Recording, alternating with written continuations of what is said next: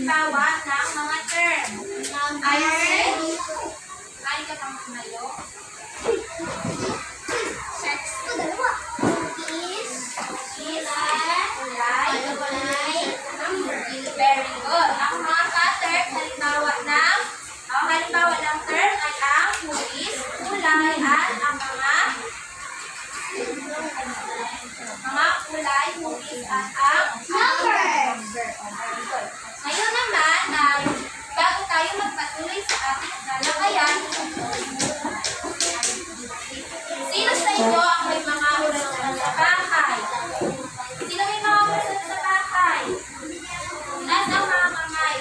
Ay, maaari nyo bang itukit? Ay, sin. Kung anong orasan ang meron ka sa bahay?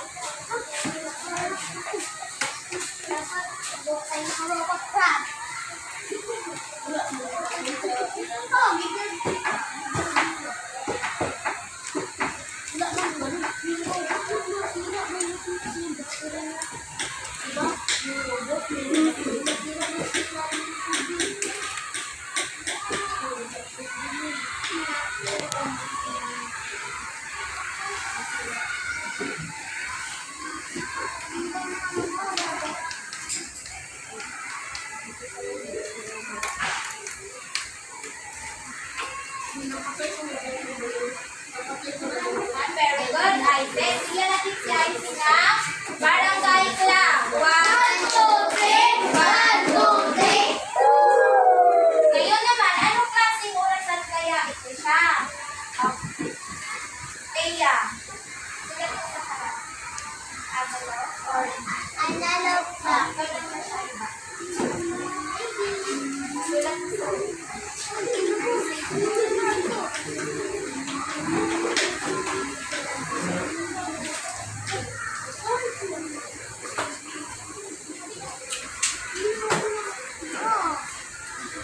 very good. Ito ay isang halimbawa ng analog clock. Ganito rin kaya ang mga orasan niyo sa bahay? Opo. Ngayon naman, ay bibigyan ko kayo ng orasan. Excited na ba kayo? Gusto ng orasan? Ayan, nagbibigay si teacher na orasan. Habang mayroong kwento mamaya si teacher. Tatandaan nyo ang orasan na banggit sa kwento.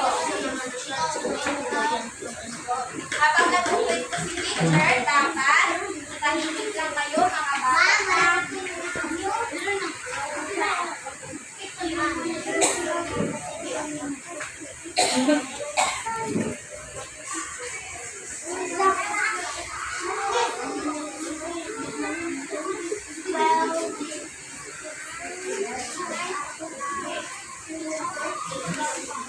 Sino bang wala? May orasan na tayong lahat?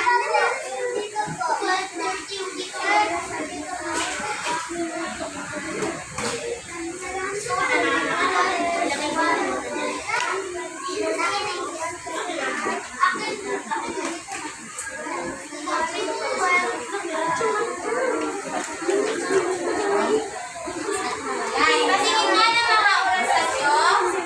Patingin ng mga orasan. Anong klaseng orasan kaya iyan? Ngayon, may kwento si teacher. Pero bago yan, ano ang ating mga dapat tandaan? Makinig ng mabuti. Ano ba? Pag tumayo, ano ba? Sumagot ka pa, tinatanong ni teacher. Ngayon, makinig kayong mabuti. Dahil may kwento si teacher. Ito ay ang oras ni Keisha. Makinig kayo, tandaan nyo ang oras na mabanggit sa kwento. Dahil pagkakit ng kwento ay may katanungan si teacher. Si Keisha ay pumapasok sa paaralan ng 7:30 ng umaga. Isa siyang masayahing mag-aaral at may pupunsing pangarap sa buhay. At sa ganap na 11:30 ng umaga, naman ay ang oras ng pag-uwi ni Keisha sa kanilang tahanan. O, sino ang tauhan sa kwento? Keisha! Siya ang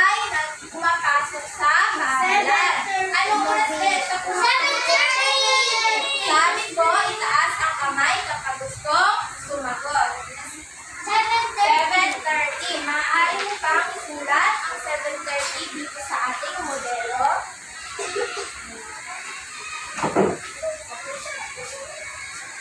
Ngayon, habang sinusulat niya ang 7:30, maaari nyo nang galawin ang inyong analog clock. Turo nyo o mag-discover kayo kung paano ba siya gamitin. Very good. Ito ba ay tama? Opo! 30. Sige, malala. Yan, paano kaya ang 7:30? 7:30. Patingin nga ng mga orasan nyo. Wow, very good. Baliktad yung sa'yo, Yuni. Patingin ng mga orasan. Dito pa siya. Very good. 7:30. Mamaya, malalaman natin bakit nga ba ganito ang itsura ng 7:30. Ngayon naman, pangalawang tanong ni teacher. Anong oras umuwi si Tisha galing sa paaralan? Pang-letter na, dito. Anong oras siya umuwi galing sa paaralan? Ibang kamay. Gabi. 11:30. O Gabi, isulat mo ang 11:30 sa ating model.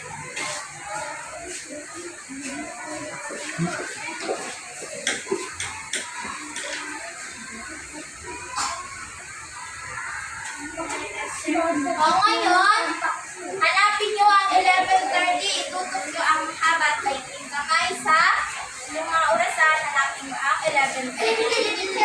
Maaari ko bang nakita ang 11:30? Apa! Very good! At ang lahat ay nakakuha ng tamang sagot. Kung ganito ang sagot nyo, yan ay tama. O, bigyan nyo ng parang light clap ang inyong mga sarili. 1, 2, 3. 1, 2, 3. So, yan.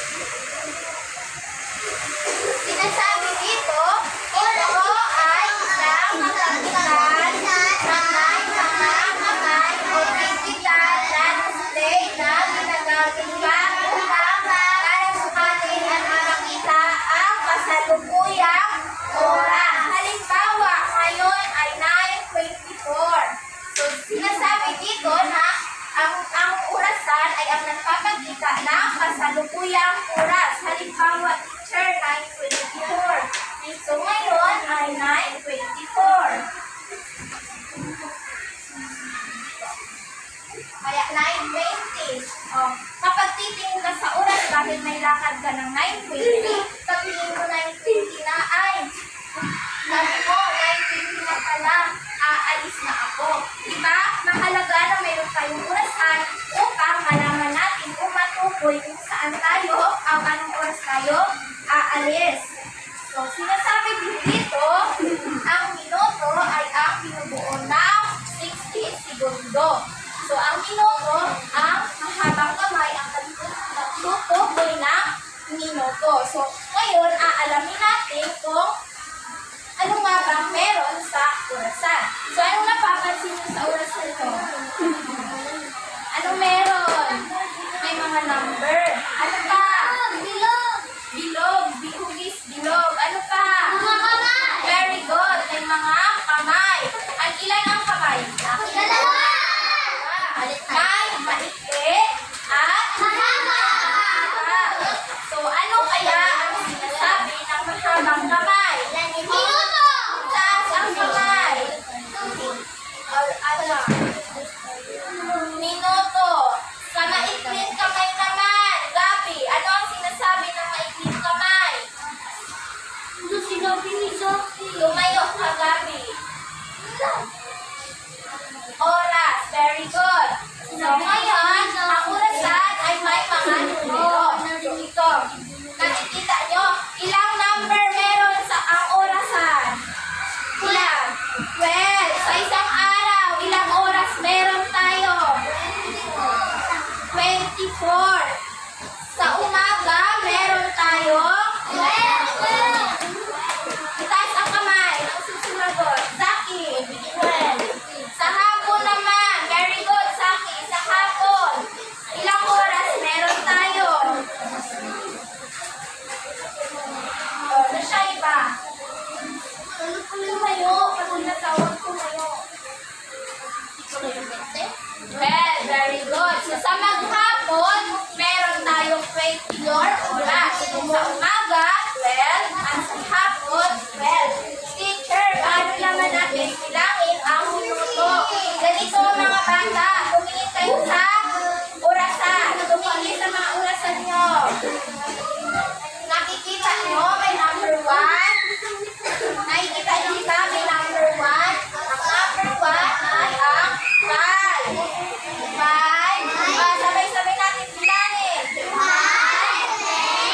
10, 20, 25, 30, 35, 40, 45, 50, 55, 60. So, ilang minuto meron tayo? 60 minutes. So, sa isang oras, ayun ay binubuo ng 60 minuto. So, ngayon naman ay alimbawa, teacher. Itinutuko ang oras sa 12. Tapos dito. Sino mga pagsasagot kung anong oras yan? Anong oras kaya yan? Taas ang kamay. Anong oras kaya ito? Sinong sasagot? Saki! Jason. Wala pa po.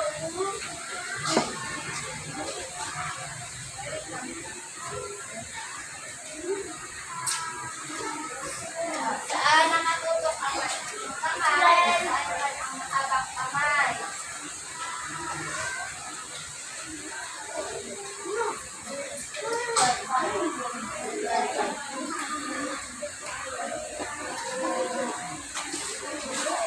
Very good, Giselle. Tama ba ang sagot ni Giselle? So ngayon, alam mo natin, ang maikling kamay saan nakatutok? Sa?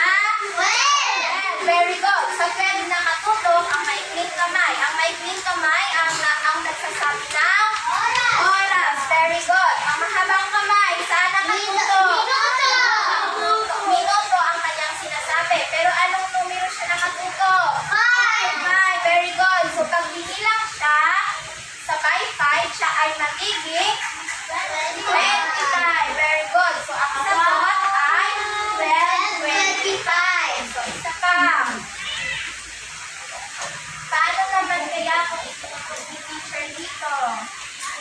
Yan, sino gusto sumagot?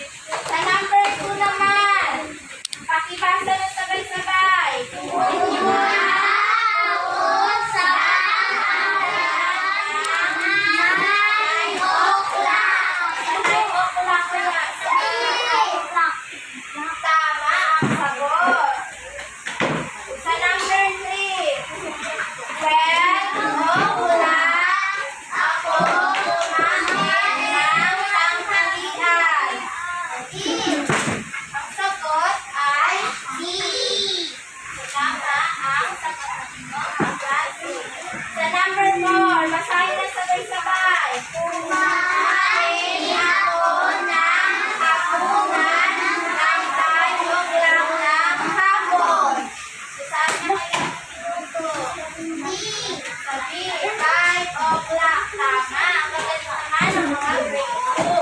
Sa number 5. 8 o'clock ng gabi ako natutulog. Tama. Ang magaling ng mga grade 2. So, bigyan nyo ng ice cream yummy ang inyong mga sarili. 1, 2, 3, go. 1, 2, 3. 1, 2, 3. Ice cream yummy. Ice cream good. Oh, very good. Ngayon naman, may nagpa ba kayo? Pagdala ko na tayo sa group activity o ang pangkatang gawain. Nahatiin ko ang group ang klase sa tatlong pangkat. Para hindi tayo magkagulo, dito ang unang pangkat, ang pangalawang pangkat, ang pangatlong pangkat. Para sa unang pangkat, sino ang inyong letter? Si Zaki. Zaki, leader ka naman. Huwag niyo mo lang bubuksan ha. Sabay-sabay ka po. Para sa unang ngayon,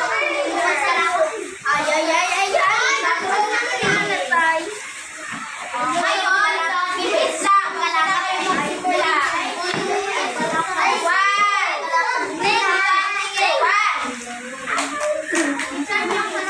1.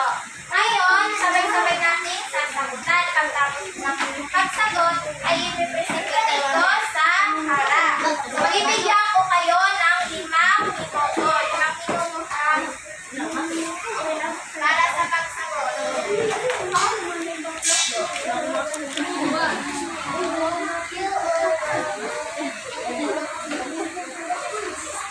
Maaari na kayong magsimula. Magtulong-tulong sa amin dito para sa kiss.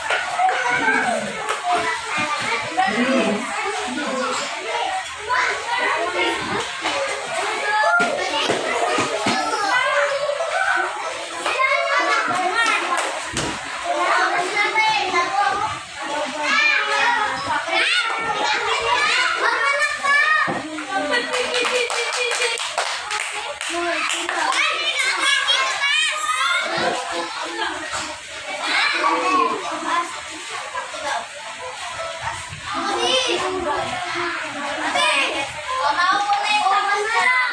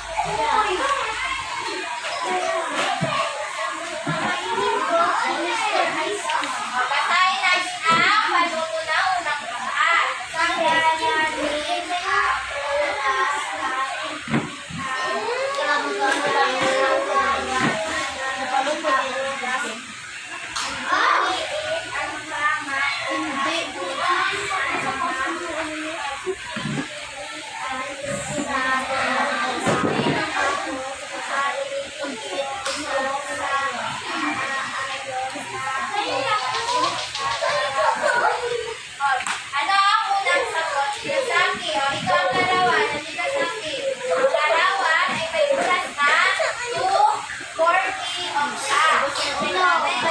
Sa kanyang daan niya. So, mainit naman sa sino nagkuha ng plaka?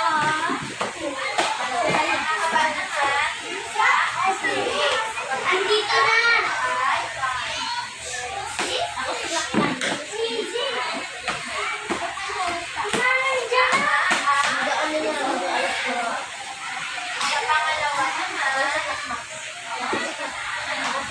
Sa pangalawa, ang sagot ni lalaki ang buwan ay 6. Ang sagot nila ay eyes only. Ang maikling kamay sa 6 at ang mahaba ay sa 12. So, ayun ay 6 ay tama. Pangalawa dito, okay? Tingnan nyo, group 3. Tatlo pa nga. Tingnan nyo kung tama ang susunod nyo. Perfect. Ngayon, tingnan nyo ng barangay club ang group 1. 1, 2, 3. 1, 2, 3. Ang group 2 naman, sila ay nakakuha ng 10 punto. Sa pangalawang pangkat naman, si Angelo. Sagot, Aisin. Aisin. Aisin. Ilan ang oras? Nakatulog. Baba na tayo. Gamit ang mahabang kamay at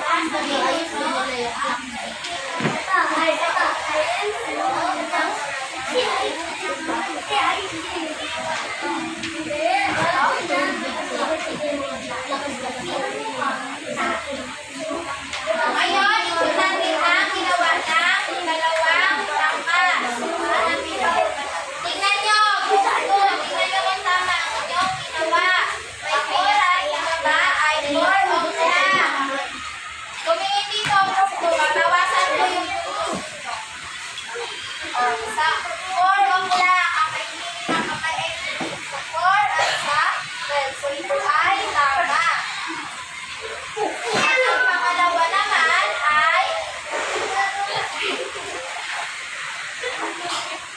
ang pangalawa naman ay 7 o'clock. Tama rin. Ang may 7 sa 12. Ang number 3 naman ay alas 3 ng 3 o'clock. Ang mainitin kamay ay 3 at ang haba ay 12. Ay, makinig. Eyes only. 1. Okay, babawasan din ito. Sa number 4 naman, 2 o'clock. Inutok sila ang maikling kamay sa 2 at ang mahaba ay sa 12. Tama.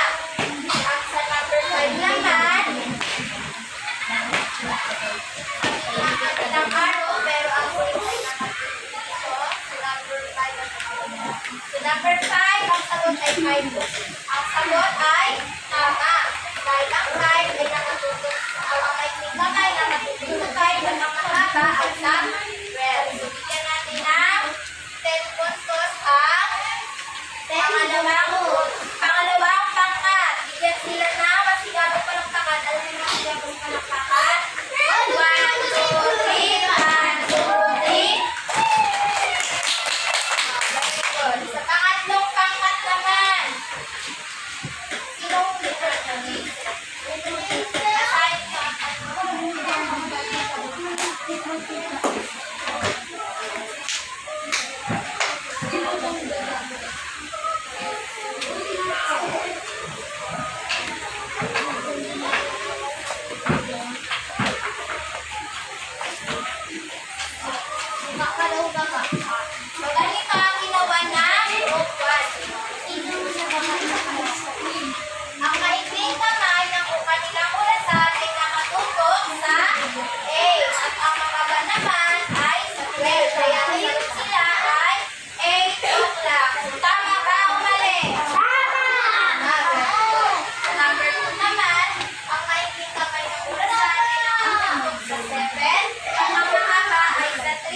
kanilang sagot ay 7:15. Tama ba o mali? Tama. Sa number 3, ganun din. Ang maikling kamay ng orasan na matutok sa 8 at ang haba ay sa 12. So, ang sagot nila ay 8 o'clock. Tama kaya? Tama. Sa number 4, ang maikling kamay ng orasan ay nakatutok sa pagitan ng 3 and 4. So, ang sagot nila ay 4. At ang matabang kamay naman ay nakatutok sa 6. So, ang kanilang sagot ay 4:30 dahil isang sila ng by 5. So, ang sagot ay 4:30. Tama. Sa number 5, 9:30.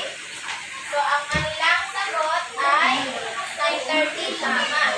So, meron din silang 10 puntos. O, bigyan sila ng 10,000 clap. 1, 2, 3. 10,000, 1,000, 2,000, 3,000, 4,000, 5,000, 6,000, 7,000, 8,000, 9,000, 10,000. So ngayon, nag-enjoy ba kayo sa ating activity? Nag-enjoy kayo?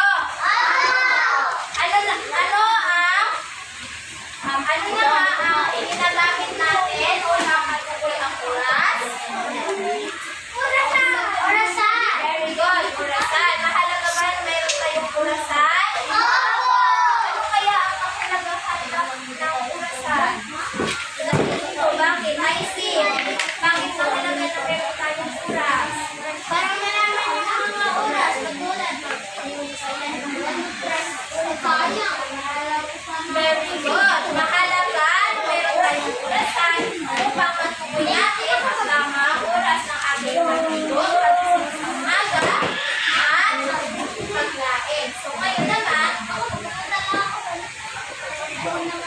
anong oras, ang maikling naman ng orasan, ano ang kanyang sinasabi? Yung maikling naman ng oras, display. Oras. Ang kahabang kamay naman. Ito, very good. So ngayon, mayroon pa ba kayong katanungan o nais ginawin kay teacher? May mga tanong pa ba? May tanong? Wala na kayong katanungan. So ngayon, magkakaroon kayo ng orasan.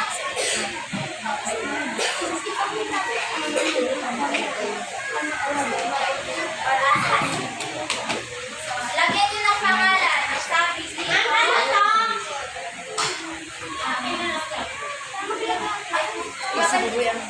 Ano to? Kilalanin ang tamang oras na isinusaad ng analog na orasan sa bawat bilang. Bilugan ang titik ng tamang sagot. Lagyan niyo ng pangalan.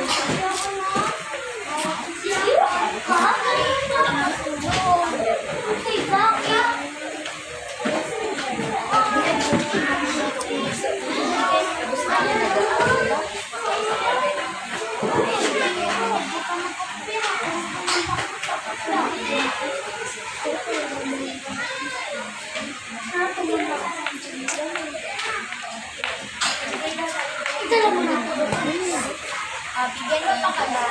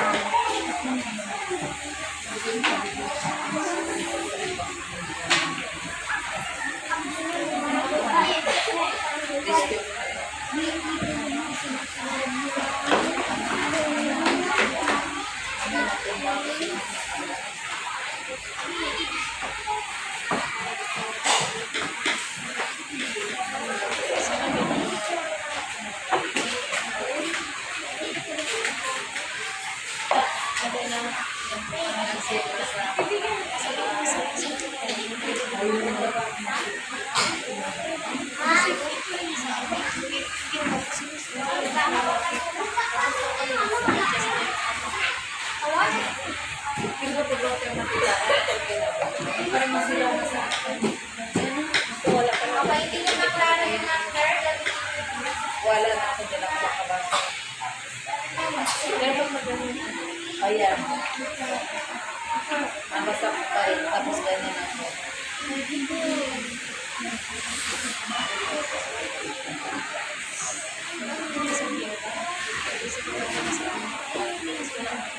Ay, wala na. Isog na ako ni.